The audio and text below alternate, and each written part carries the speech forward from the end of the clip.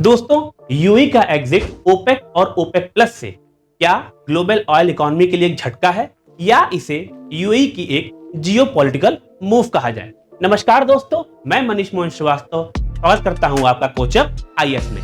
दोस्तों, आपने हाल ही में एक खबर सुनी होगी कि यूएई ने ओपेक और ओपेक प्लस की सदस्यता से इस्तीफा दे दिया है। तो आइए सबसे पहले जानते हैं कि ये ओपेक और ओपेक प्लस क्या है। दोस्तों, OPEC organisation of petroleum exporting countries यानी कि ऑयल के निर्यातक देशों का यह एक समूह है। इन ओपेक कंट्रीज के साथ जब रशिया, कजाकिस्तान जैसे नॉन ओपेक कंट्रीज का एक समूह शामिल हो जाता है तो यह संगठन ओपेक प्लस कहलाता है।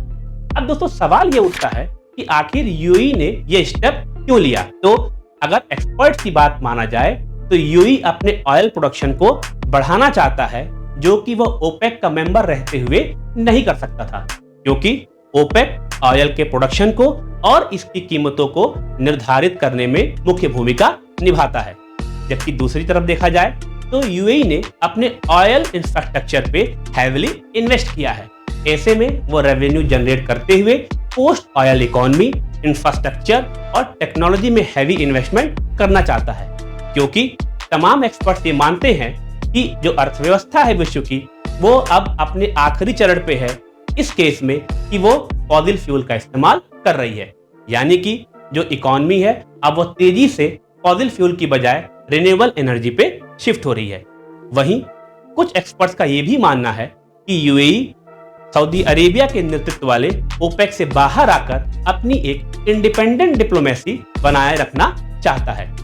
अगर इसके इम्पैक्ट की बात की जाए तो एक्सपर्ट्स का कहना है कि यूएई के इस स्टेप से वर्ल्ड इकोनॉमी में ग्लोबल ऑयल प्राइसेस जो है वो कम होने की संभावना है। वहीं अगर ओपेक के लिहाज से देखा जाए तो अब ओपेक देशों के लिए नेगोशिएशन करना ऑयल प्राइसेस पे आसान नहीं होगा।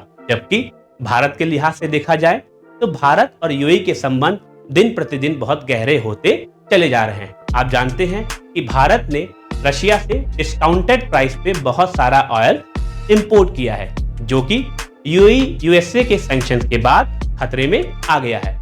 ऐसे में अगर यूएई अपने प्रोडक्शन को बढ़ाता है तो वो जरूर भारत को अच्छे प्राइसेस में, डिस्काउंटेड प्राइसेस में ऑयल ऑफर करना चाहेगा।